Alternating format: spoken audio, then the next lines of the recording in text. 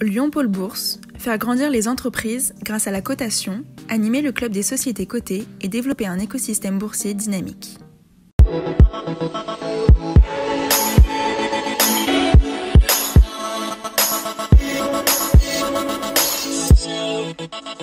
Bonjour et merci d'être fidèle à Bourse et Valeurs pour tout savoir des entreprises régionales cotées sur lyondécideur.com et les réseaux sociaux bien sûr.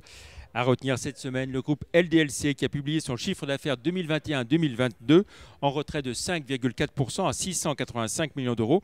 Après un exercice précédent record à tout point de vue, LDLC a été directement affecté par les problèmes d'approvisionnement au moment du Black Friday et en fin d'année, ne lui permettant pas d'assurer toutes les ventes que le groupe de e-commerce était en droit d'espérer. Malgré cela, LDLC devrait dégager une marge d'EBITDA de quelques 55 millions d'euros. Les fondamentaux restent bons pour l'entreprise, forte de 15 enseignes, 7 sites marchands et avec près de 1000 collaborateurs. En bourse, LDLC cote 30,40 € en baisse de 46,5% par rapport au 1er janvier, de 46% aussi en repli sur un an et de plus 16,9% sur 5 ans. Place à notre invité à présent, Philippe Roussouli, PDG de Smayo. Bonjour. Bonjour Jean-Pierre. Et merci d'avoir accepté notre invitation. Alors une jeune recrue boursière, on va y revenir dans un instant. Smayo, ça veut dire Software, Machines, Adaptation, Implants in Orthopedics. Vous êtes spécialisé dans la chirurgie de la colonne vertébrale. Tout à fait. Vous avez aussi mis au point une plateforme avec recueil de données de vos patients. Expliquez-nous comment tout ça s'articule, la partie à la fois plateforme et puis la partie fabrication d'implants pour la colonne vertébrale. Tout à fait. Donc notre offre en fait s'articule à travers 4 volets. On a donc un premier volet qui est ce qui se passe avant la chirurgie, le volet planification, avec un outil qui permet au chirurgien de déterminer quelle est la forme idéale de la colonne vertébrale pour le patient et également qui permet de déterminer où doivent être positionnés les implants dans la colonne vertébrale. Ensuite, on a une partie qui se situe au moment de la chirurgie avec la possibilité pour le chirurgien d'utiliser des implants qui ont un très fort pouvoir réalignant et puis également d'utiliser des tiges en titane sur mesure qui permettent donc de restaurer la forme idéale de dos du patient et des guides en impression 3D qui, eux, aident le chirurgien à placer les implants précisément dans la colonne vertébrale. Ouais. Ensuite, le troisième volet se situe après la chirurgie. C'est une plateforme qui est notre métier historique, une plateforme de collecte de données qui permet au chirurgien d'analyser de façon objective les performances et le risque des chirurgies qu'il met en œuvre. Et enfin, on a un volet éducatif pour les chirurgiens qui consiste à mettre en place des programmes soit où on invite 2 chirurgiens pendant 2 jours à voir des chirurgies, à discuter de cas pratiques, ou alors on organise des sessions avec une vingtaine de chirurgiens qui vont entendre parler le matin de concepts de réalignement de la colonne vertébrale et puis l'après-midi qui vont pouvoir les mettre en œuvre à travers des ateliers pratiques. Voilà, c'est ce qui vous distingue vraiment de vos confrères et concurrents, j'ai envie de dire, parce que des sociétés qui sont spécialisés dans la chirurgie de la colonne vertébrale. On en connaît plusieurs, notamment dans cette région. Oui, absolument. Dans cette région, il y a historiquement une société comme Spineway ou Medicrea qui ont développé des offres depuis plusieurs années sur ce domaine. Nous, notre originalité, c'est qu'on était à l'origine une société de logiciels et qu'on s'est ensuite développé dans les implants. Généralement, nos concurrents font plutôt le chemin inverse.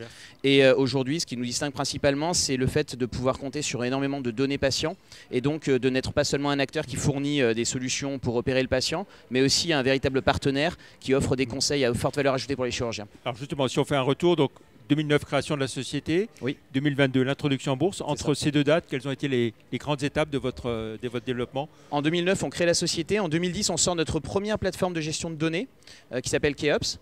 Cette plateforme, elle va séduire à la fois des fabricants d'implants, des sociétés savantes, la Société française de chirurgie du rachis, la Société australienne de chirurgie du rachis également. Et puis ensuite, il y a à partir de 2014 notre solution de planification chirurgicale, qui est un logiciel qui permet de déterminer la forme idéale de la colonne pour le patient. Et puis à partir de 2018, on change d'activité, disons qu'on enrichit notre activité avec le développement d'une gamme d'implants qui s'appelle Chiron, qui sort en mai 2019 et avec une autorisation de commercialisation sur le marché américain à partir d'octobre 2020. Et puis notre tige sur mesure qui fait le lien entre la planification et la réalisation de la chirurgie à partir de juin 2021. Donc aujourd'hui, on a fait plus de 1400 chirurgies, on a cette offre complète. Avec vraiment à chaque fois une solution sur mesure pour chaque patient. Absolument. Qui est différente d'un patient à l'autre. Tout à fait. Tout à fait. Alors 2021, une belle croissance de 73%. C'est ça. Oui, on arrive à 2,1 millions d'euros de chiffre d'affaires en 2021 et on va poursuivre cette croissance sur 2022 voilà, et sur les années qui viennent. Les étapes prévues, on va venir à la bourse ensuite, mais les étapes prévues ensuite, c'est quoi Aujourd'hui, si vous voulez, on en parlera, mais on a fondé un partenariat avec la société Nuvasive, qui est un géant américain qui fait plus d'1 milliard de dollars de chiffre d'affaires.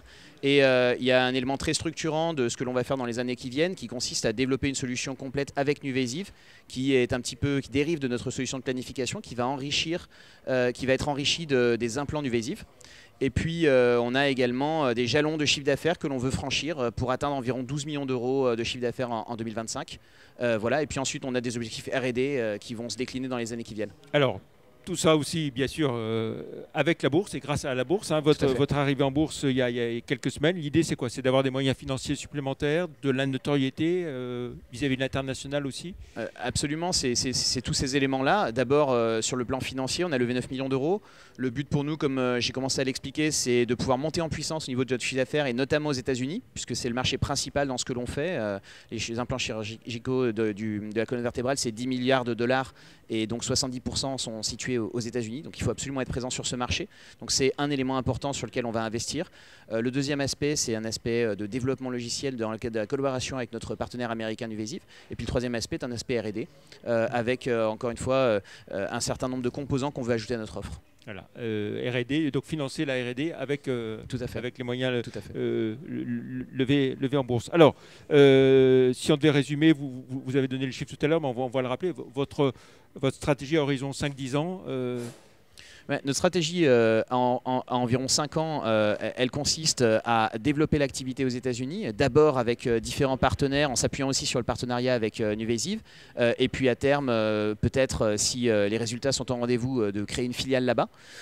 Ensuite, ça va nous permettre de monter en puissance au niveau du chiffre d'affaires lié à notre solution complète. Et puis en parallèle, ça consiste à avancer dans ce partenariat avec Nuvasive, qui fait aujourd'hui plus de 100 000 chirurgies par an. Si on va offrir un service à leurs clients sur ces chirurgies, sur une partie d'entre elles. Ce service, il va être rémunéré pour ce maillot, donc ça va nous créer également un autre courant de revenus récurrents dans les années qui viennent. Donc on va pousser ce partenariat au maximum et puis sortir un certain nombre de composants très innovants qui vont permettre encore de différencier notre offre par rapport à celle de nos concurrents. Au niveau mondial, on estime que le marché sur lequel vous êtes, c'est un marché de quel ordre à peu près? Donc c'est 10 milliards de dollars, 10 milliards de dollars. Au niveau mondial, avec un taux de croissance. Alors là, les deux dernières années ont été perturbées par les problèmes sanitaires, mais un taux de croissance qui est de l'ordre de 5%. Donc c'est un marché qui est porté à la fois par le vieillissement de la population et par des phénomènes tels que l'obésité.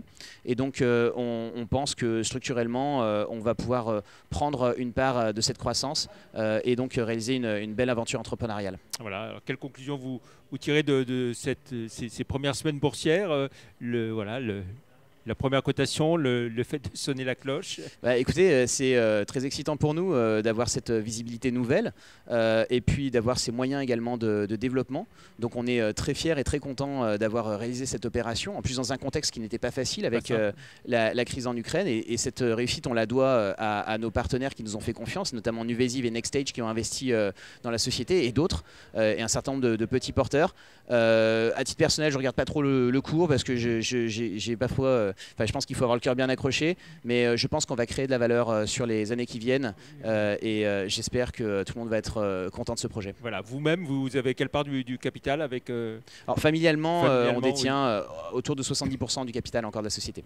Voilà, alors on va quand même jeter un œil, parce que c'est la règle, à votre parcours en bourse. À présent, vous cotez autour de 4,80 € au moment où on enregistre cette émission, soit moins 0,60% par rapport au 1er janvier, enfin par rapport à la première cotation, et moins 12,5% en un mois. Mais encore une fois, on sait que voilà, il faut raisonner sur le long terme et pas s'arrêter. Tout à fait. Des fois, on voit en fait des mouvements qui peuvent être un petit peu surprenants dans les premiers jours de cotation, qui sont aussi liés au fait que c'est une société qui a un flottant qui est relativement modeste pour le moment, parce que la plupart des partenaires sont là sur le long terme, mais on est très confiant sur le potentiel de la valeur. Voilà. Et puis s'il faut, vous pourrez l'élargir un jour.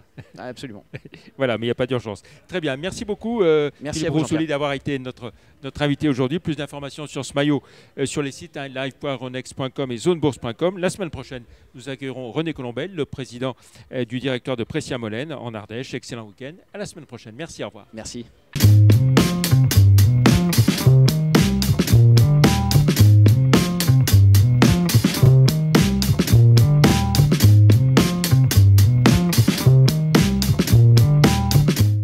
Retrouvez les les enregistrements et informations de marché sur les sites de Zone Bourse et d'Euronext.